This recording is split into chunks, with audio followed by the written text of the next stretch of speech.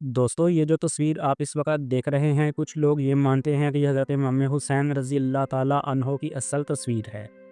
ये तस्वीर आज भी इराक़ के शहर नजफ़ के एक कदीम मस्जिद हनाना में मौजूद है। जी हाँ, ये वही मस्जिद है जहाँ एक रवायत के मुताबिक वाक़या करबला के बाद हज़रत इमाम हुसैन अलैहिस्सलाम का सर मुबारक कुछ देर के लिए रखा गया था। लेकिन सबसे हैरत अंगेज़ बात यह है कि ये तस्वीर उस वक़्त किस शख्स ने बनाई थी, जब सर मुबारक वहाँ मौजूद था। अब सवाल ये पैदा होता है, वो शख्स कौन था, उसने ये तस्वीर कैसे बनाई और ये तस्वीर आज तक वहाँ क्यों रखी हुई है। इन तमाम सवालात के जवाबात हम आपको इस वीडियो में देंगे। और हाँ, हम जो भी बात करेंगे वो सुनी सुनाई नहीं बल्कि मोतबर रवायत और सबूतों के साथ होगी, ताकि आपको सच जानने में कोई शक बाकी ना रहे। तो चलें आए चलते हैं उस वाक़े की तरफ जहाँ से ये सब कुछ शुरू हुआ, यानी मैदान करबला की तरफ। दोस्तों, 10 मुहर्रम वो दिल दहला देने वाला दिन है जब यजीदी लश्कर ने नवासे रसूल हज़रत इमाम हुसैन अलैहिस्सलाम और इनके वफ़ादार साथियों को बेदर्दी से शहीद कर दिया था। शहादत के बाद यजीदियों ने सर मुबारक को नेज़े पर बुलंद किया और काफ़िले को कूफे की जानब रवाना कर दिया। रास्ते में जब वो नजफ़ और कूफा के दरमियान पहुँचे तो रात हो चुकी थी। वहाँ एक मस्जिद थी जिसे आज मस्जिद हनाना कहा जाता है। रात गुजारने के लिए यजीदी लश्कर ने कुछ वक्त इस मस्जिद में क़याम किया। यही वो जगह है जहाँ इमाम हुसैन अलैहिस्सलाम का सर मुबारक कुछ देर के लिए रखा गया था। रवायत के मुताबिक इस मस्जिद के करीब एक फ़नकार मौजूद था जो नक्शो निगारी और तस्वीरकारी में महारत रखता था।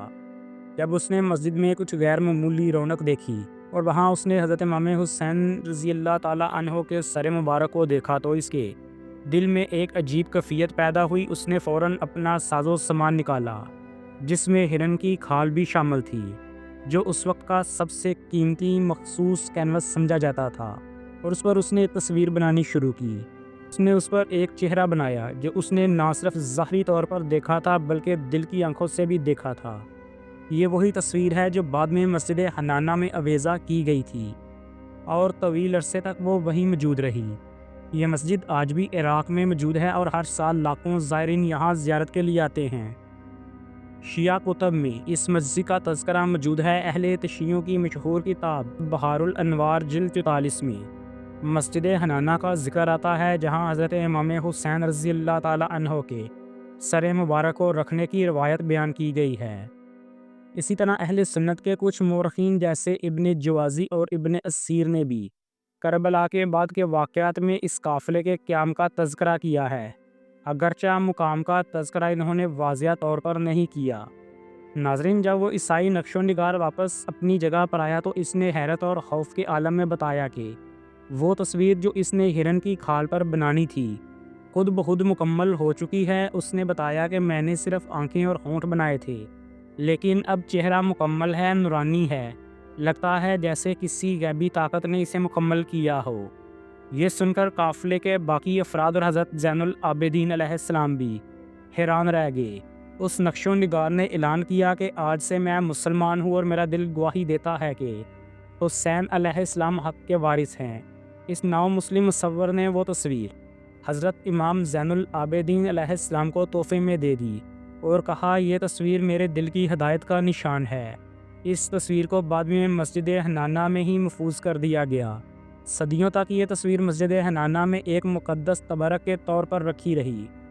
ज़ायरीन ज़ियारत के लिए आते और उस पर दरूद भेजते, रोते कि इसी जगह पर इमाम हुसैन अलैहिस्सलाम का सर मुबारक भी रखा गया था। और अब यहाँ वो तस्वीर भी है जो करबला के दर्द की पहचान है। नाज़रीन, अब आते हैं इस अफसोसनाक मरहले की तरफ जब इस्लामी विरसे को लूटा गया। रवायत के मुताबिक जब बरतानवी और यूरोपीय अफवाज ने इराक़ पर कब्ज़ा किया तो इनके साथ अस्सारे कदीमा के माहरीन भी आए। इन्होंने मस्जिद हनाना में मौजूद इस तारीख़ी तस्वीर को कीमती नमूना करार देकर चोरी छुपे यूरोप मुंतकिल कर दिया। आज ये तस्वीर इटली के शहर रोम के एक म्यूज़ियम में मौजूद है और एक एंटीक अननोन फेस से नामालूम कदीम चेहरे के नाम से पेश किया गया है।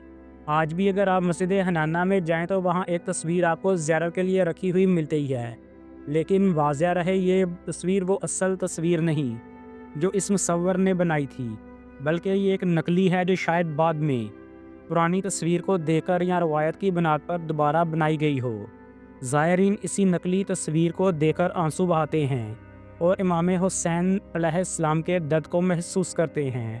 ناظرین، آپ میں سے بہت سے لوگ یہ سوال ضرور کریں گے کہ کیا واقعی کسی عیسائی مصور کا ذکر روایت میں موجود ہے؟ میں واضح کرتا چلوں کہ اہل تشیعوں کی کتاب بخار الانوار جلد 44 میں امام حسین کے سر مبارک کو مسجد حنانہ میں رکھے جانے کا تذکرہ ضرور ملتا ہے، لیکن کسی عیسائی مصور کے تصویر بنانے کا واضح ذکر نہیں ملتا۔